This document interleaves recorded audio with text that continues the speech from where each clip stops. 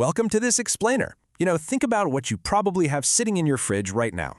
Maybe some leftover slices from Friday night? Well, today we're going to view pizza not just as a delicious dinner, but as a living, breathing artifact of human migration.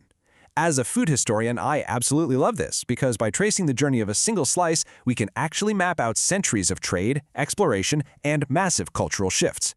So, is pizza actually an ancient map of human migration? Let's dive right into this premise. When you look at the ingredients on a pizza, you're literally looking at historical evidence. They tell this incredible story of how human movements shaped the foods we love. This isn't just about dough and cheese. We're talking about armies on the march, global trade routes, and millions of people crossing oceans in search of a better life. Long before tomatoes ever existed in Europe, armies in ancient cultures were already using flatbreads as a durable, edible canvas for local survival rations. Check this out. Back in the 6th century BC, Persian soldiers under Darius the Great were baking flatbreads topped with cheese and dates directly on their battle shields. Yeah, the Persian army was essentially doing medieval meal prep right on their armor. Fast forward to 19 BC, and the Roman epic The Aeneid actually mentions soldiers eating the bread tables their food was served on. And incredibly, the very first written record of the word pizza? That pops up in 997 AD in a Latin document from the southern Italian town of Gaeta, where a tenant literally had to pay a bishop 12 pizzas for Christmas. These early precursors to pizza, like the ancient Greek flatbread known as plakos, relied entirely on native, localized ingredients for flavor. They just used what was growing right outside their doors: local herbs, onion, regional cheese, and garlic. So there was no pepperoni, no stuffed crusts, and definitely no tomatoes. It was a highly localized, regional dish born completely out of necessity and whatever the local agriculture could provide at the time. Part 1. Naples, the Tomato Revolution. Our narrative shifts dramatically in the 16th century with a massive historical event, the Columbian Exchange. This global transfer of plants across the Atlantic brought a completely foreign, bizarre ingredient to European shores, the tomato. And it's wild to think about, but this fruit was initially thought by many Europeans to be highly poisonous. People wouldn't even touch it for a long time. Yet, by the late 18th century, it became the definitive ingredient for the working poor of Naples. They needed cheap, flavorful sustenance, so they just started adding this New World fruit to their yeast-based flatbreads. And honestly, this fusion of a local European flatbread with a South American fruit, that is the true birth of the modern pizza. The really crucial point here is how this cheap, peasant survival food was suddenly elevated into a national symbol. The famous legend says that in 1889, the Neapolitan pizza maker Raffaele Esposito was tasked with cooking for Queen Margherita of Savoy. And in a stroke of absolute marketing genius, he created a pizza specifically to honor her, matching the green, white, and red of the newly unified Italian flag, using basil, mozzarella, and tomatoes. With that royal endorsement, pizza finally began to shed its reputation as strictly street food for the poor. By the second half of the 19th century, this booming popularity meant Naples boasted around 120 pizzerias. That is a staggering number for the era, and it cemented the dish as an absolute economic and cultural pillar of the city. Just picture the bustling, crowded streets of 19th century Naples, completely filled with pizza hawkers. These were vendors who sold hot pizzas on the street but didn't bake them themselves, creating this thriving, localized economy entirely centered around one magical dish. Part 2. Emigration, crossing the Atlantic. As the 19th century ended and the 20th century rolled in, massive waves of Italian immigrants carried their localized food traditions across the ocean. This human movement acted as the ultimate migration catalyst for our beloved dish. But here's the catch. When these impoverished immigrants arrived in places like New York, Chicago, or Buenos Aires, they couldn't just replicate Naples. They had to adapt to a completely new environment.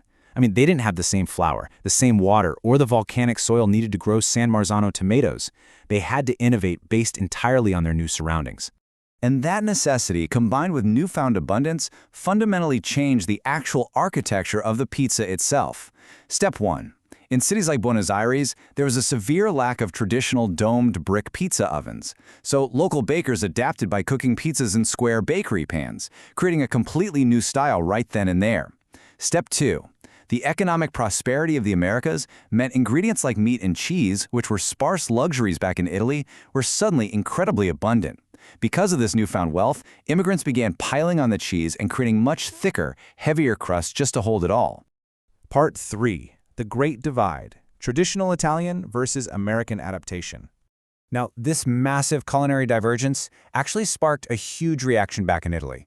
To protect their heritage from being lost to global fast food interpretations, organizations in Naples created strict, codified rules. The True Neapolitan Pizza Association, founded in 1984, dictates exactly what constitutes an authentic pizza. And they are serious. It must be baked in a wood-fired, domed oven. The dough must be hand-kneaded, literally no rolling pins allowed. It cannot be wider than 35 centimeters, and the center must be exceptionally thin, maxing out at exactly 1/3 of a centimeter. But when you juxtapose those strict Italian rules against the immigrant experience in the Americas, the contrast is stunning. Traditional Neapolitan pizza is delicate, it's soft, pliable, and uses sparse amounts of very specific local ingredients. Conversely, the economic leap made by immigrants birthed massive, hearty variations. You get the towering pie-like Chicago deep dish invented in 1943.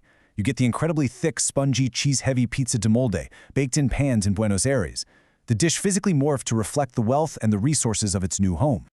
So, how exactly did pizza break out of strictly Italian immigrant neighborhoods and hit the absolute mainstream? Well, the answer lies with Allied troops returning from World War II. Soldiers coming back from the Italian campaign had tasted authentic local pizza in Italy, and they demanded it back home. This massive, ready-built market launched the era of the fast food pizza chain, which fundamentally changed how the dish was distributed and consumed worldwide. Part 4. Globalization, global chains, and shifting toppings. From the mid-20th century onward, pizza entered a commercial phase defined by rapid global expansion and, let's face it, some truly wild fusions. Honestly, nothing proves how far pizza has migrated from its origins quite like the invention of the Hawaiian pizza. Just think about the historical irony here. In 1962, a Greek immigrant named Sam Panopoulos, living in Ontario, Canada, decides to put a South American fruit, the pineapple, alongside pork on an Italian flatbread. And then he names it after a United States island chain. It is literally the ultimate edible map of 20th century globalization. This chronological shift in toppings is literal, edible evidence of global colonization. We went all the way from the hyper-local herbs and garlic of ancient Greece to the 18th century Columbian exchange in Naples, which brought us the tomato. And finally, we reached the modern era in North America, where mass agriculture and global supply chains allow for toppings like pepperoni, bacon, and tropical pineapple to be available on demand, anywhere, anytime. And today, the impact of this long history of migration is absolutely staggering. Think about this for a second. 13% of the entire U.S. population consumes pizza on any given day. That is millions of people. What started as a poor man's street food in Naples has literally conquered the culinary habits of the modern world. So I want to leave you with this thought to wrap up our explainer. Food is never static, just as human populations are never static. As people continue to move, mix, and share their cultures, the foods we eat are just going to continue to adapt. The journey of a slice is far from over. So, what will the next wave of global migration bring to the pizza box? How will the humble pizza evolve next? Thanks for listening, and keep exploring the history hidden right there in your everyday life.